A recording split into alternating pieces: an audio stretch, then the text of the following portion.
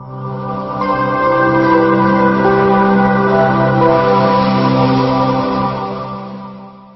going to discuss management concepts. Most often we think that management concepts could be used only in the corporate sector. But I find my own experience as the management professor that management concepts are widely used and could be used everywhere. Wherever you find the management is there, you will find also the concepts could also be applied equally good, like in the corporate sector. Why this topic is chosen and why this concept has been accepted today everywhere is, the main reason is that we find problems everywhere. Management is the solution for almost all problems in life. Not only in corporate sector, but also in family, but also in everywhere you find that there are two people, there are two organisms, you'll find the management is going to be of useful. Now let us see. The basic idea of management is success. Almost everybody is interested in success. I think you will agree with me that people sometimes ask for money. Sometimes they go for prestige and also the power. Whatever might be that input, the output is going to be the happiness.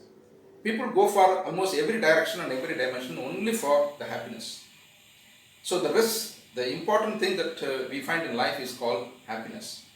Management concepts are nothing but the concepts that are going to make you the success in all your life. If you are in a corporate sector, you will find the concepts could be of useful in running the company successfully, thereby you get the happiness. And if you are a homemaker, you will also find that how to keep the home happy. And if you are simply a tradesman, then you will also find that how the trade could be of useful to you, and the happy ending would be your final result. So, this series we are going to discuss the concepts of management. The first one is known as transactional analysis. What is this? Transactional analysis. The very word itself is very attractive. This concept was introduced and evolved by Eric Berne. It's a very popular prolific writer and author also. He says people fail because of the transactions, and he also admits that communications never happen in some places where they find the failures are often found. So communications, transactions, failures are all almost interrelated.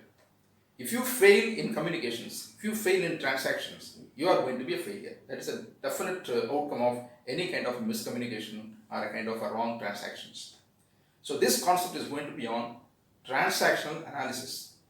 Eric Berne, I am not going to discuss in detail about like a lecture on transactional analysis. I am going to just simplify the concept so that, of course, a common man can understand what actually the concept which can be applied everywhere in day-to-day life.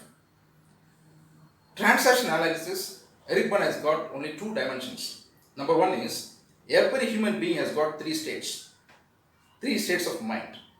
In the sense, he has that parent state, adult state and the child state. You know what is the parent state?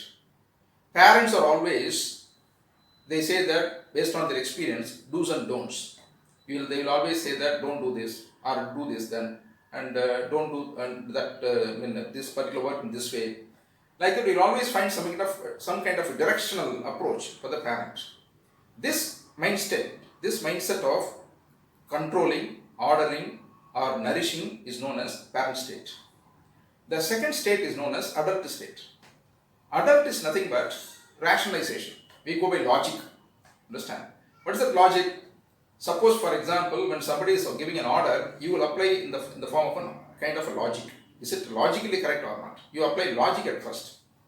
So, somebody is applying logic means he is using the adult state of mind. Then the third state is known as a child. You know what is a child? Who is a child? Child means always reactionary.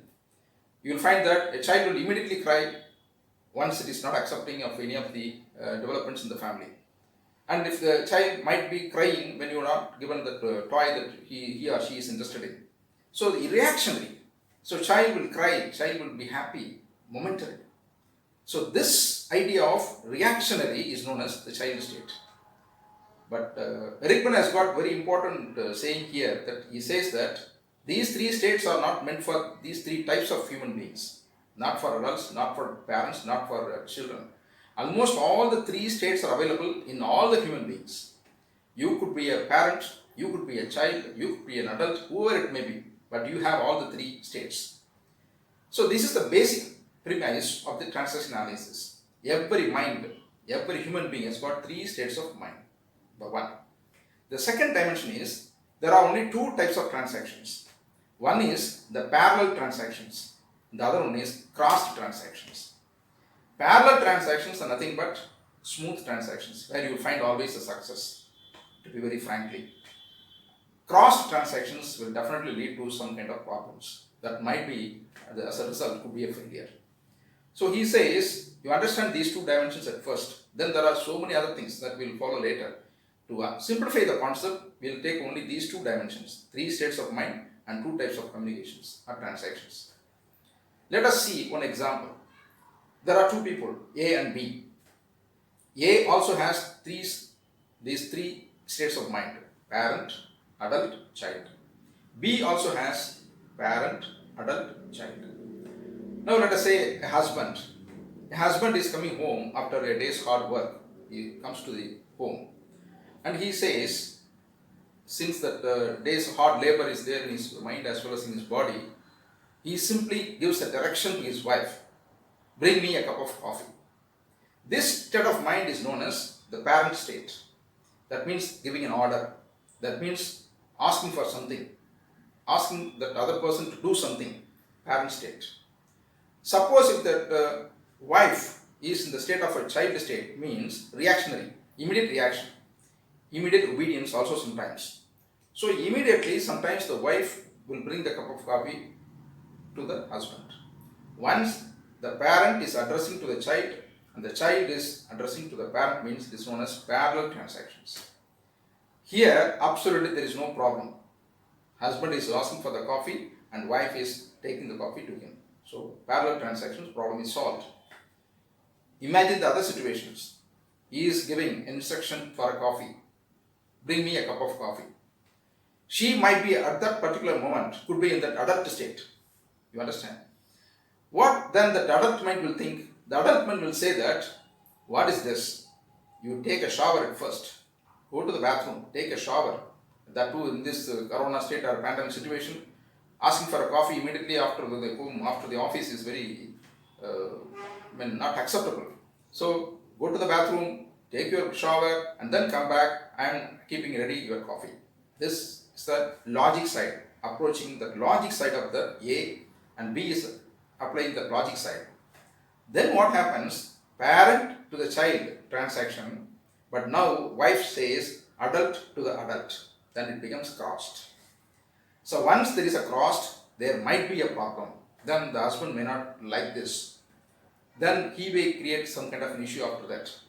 Or imagine that she might be in the parent state. She starts giving other instructions also. That don't be like this, don't be childish, something like that. She will also retort by going to the parent state. Here again, he is not expecting this kind of reaction. He expects only one reaction, coffee. I want a coffee, the coffee has to come. When this fails, you will find a lot of communication gaps are going to be there. This is what Eric Berne says, the basic framework of transaction analysis. And once you always keep the parallel transactions, once you always understand the PAC of almost every human being, parent, adult, child, and what type of a transaction will lead to what type of reaction from others, once you accept this principle that everybody has got three states of mind, and it might be changing, not that an adult is going to be always an adult, or a parent is going to be an always parent. Types are changing. Let us assume the other thing. Suppose if the parent state says that husband asking for a coffee and she is not in that direction, she is not in that child state, she is in the adult state, she will attract to the adult, you can come down to the adult state. Then you can make it parallel. Then you can say, okay, you are right, let me go to the shower first and then come for the coffee. This is from the parent state coming down to the adult state, there you will find the match, the parallel transactions. Suppose if she is in the parent state, you can also again, instead of asking for the child to react, you can ask the parent to react. What? You tell me, what should I do? Now I am tired, what should I do? He may ask for that. Wife may say, okay, I will bring the coffee. So like that, in the corporate sector, in a family, in education institutions, wherever you go, even if you want to go for even a purchase, you will always find transaction analysis is going to be always in your mind. You should always think that there are two human beings and there are six different states, PAC1 and PAC2 for me, and transactions have to be successful. And once you understand this basic concept and these two transactions, almost you will be very aware. But awareness level will grow high, and you will always find the transaction analysis concept is applied everywhere. Thank you for your patience, and if you like it, you can subscribe.